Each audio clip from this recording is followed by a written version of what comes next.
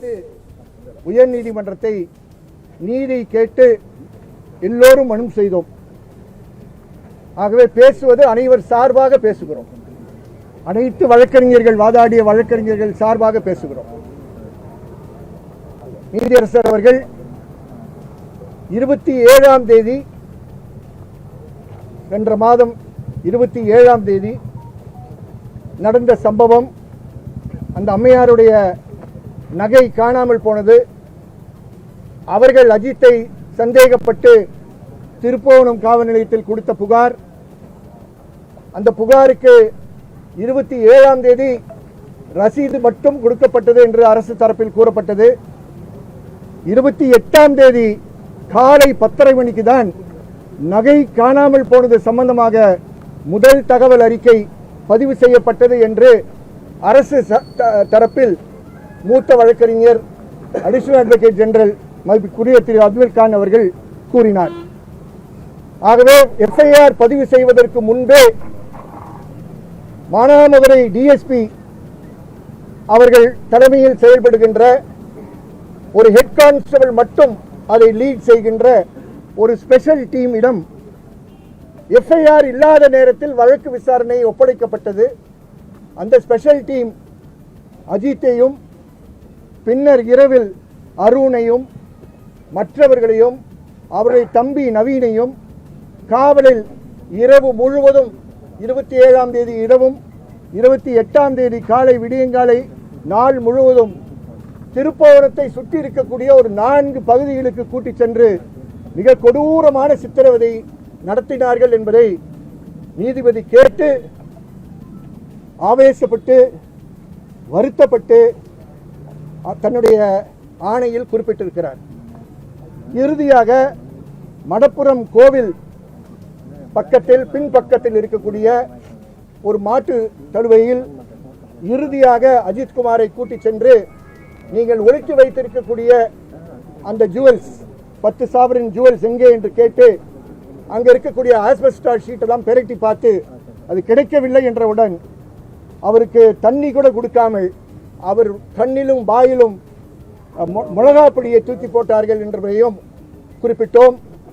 அதை நேரடியாக பார்த்து டெம்பிளில் இருக்கக்கூடிய பாத்ரூம் மூலமாக வீடியோ எடுத்தது அங்கே பணி செய்யக்கூடிய பணியாளர் நண்பர் சக்தீஸ்வரன் கோயில் ஸ்டாஃப். அந்த கோயிலுடைய பாத்ரூம்ல இருந்து ஒரு 15 செகண்ட் 20 செகண்ட் தான் அந்த வீடியோ எடுக்க முடிஞ்சது.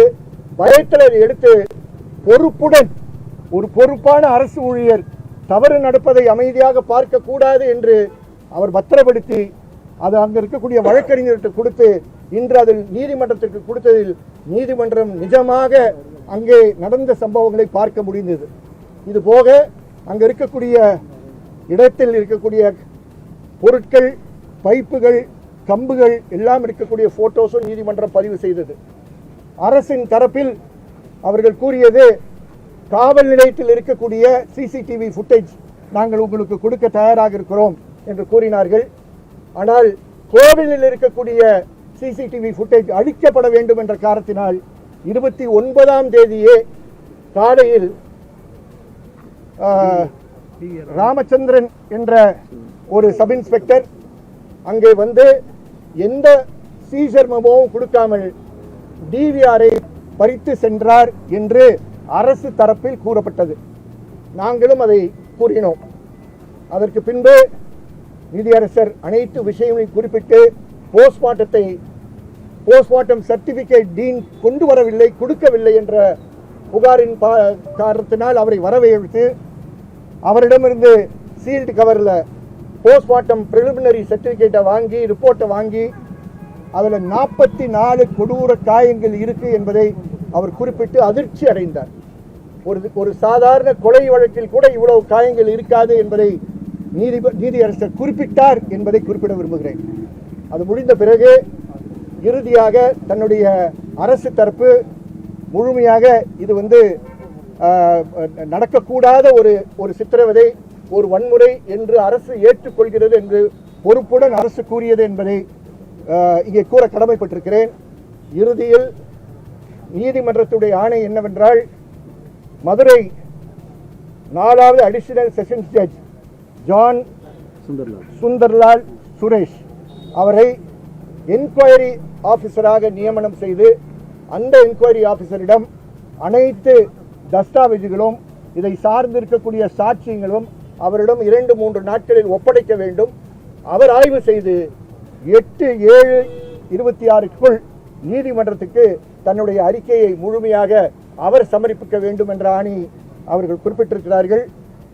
அரசு தரப்பில் சிபிசிஐடி இதை விசாரணை தொடரும் என்று கூறி, அதே தேதிக்கு முன் அவர்கள் ஸ்டேட்டஸ் ரிப்போர்ட்டை கொடுப்போம் என்று கூறியிருக்கிறார்கள். சாட்சிகளை யாரும் மிரட்டக்கூடாது, யாரும் அவர்களை மாற்றுவதற்கு முயற்சி செய்யக்கூடாது என்பதை கூறி, அரசு இன்னும் மேல் நடவடிக்கைகள் எடுப்பார்கள் என்று எதிர்பார்க்கிறோம் என்பதையும் குறிப்பிட்டிருக்கிறார்கள். குறிப்பிட்டு பேசும்போது ஏடிஎஸ்பி சுகுமார் அவர்கள்தான் அந்த கோவில் பின்வாசலில் இருக்கக்கூடிய பகுதியில் இருந்த அனைத்து எந்தெல்லாம் போட்டோவில் நாங்கள் காட்டமோ அந்த போட்டோவில் இருக்கக்கூடிய பொருட்கள்லாம் அவரே ஒரு கனி பேக் சாக்கில் எடுத்துட்டு போயிட்டார் என்ற விஷயம் சொல்லப்பட்டது. ஆனால் அரசு தரப்பில் உயரதிகாரிகள் மேலும் நாங்கள் நடவடிக்கை எடுப்போம், மானாமதுரையில் இருக்கக்கூடிய டிஎஸ்பியை நாங்கள் மதியம் சஸ்பெண்ட் பண்ணியிருக்கிறோம் என்றெல்லாம் அவர்கள் எடுத்து கூறியிருக்கிறார்கள். நீதிமன்றம் இன்னும் அதிகமான செயல்பாடுகள் அரசிடம் வந்து இதில் எதிர்பார்க்கிறோம் என்று கூறி வழக்கை இன்று முடித்திருக்கிறார்கள். இது நீதி விசாரணையா இல்ல என்கொயரி ஆபீசர்னு சொன்னார். அவருடைய வார்த்தையை மட்டும் நான் பயன்படுத்துகிறேன். he will be an inquiry officer என்று கூறினார். மேஜிஸ்ட்ரேட் அறிக்கை வந்து நீதிமன்றத்துக்கு கொடுத்துட்டாரு. மேஜிஸ்ட்ரேட் அறிக்கை எங்களுக்கு வரவில்லை. ஆகவே மேஜிஸ்ட்ரேட் சார்ந்த விஷயங்கள் நான் ஒன்றும் சொல்ல முடியாது. பிளே ஸ்டோர் மற்றும் ஆப் ஸ்டோரில் இருந்து பாலிமர் செயலியை QR கோடு மூலம் பதிவிறக்கம் செய்யுங்கள். செய்திகளை உடனுக்குடன் பெறுங்கள்.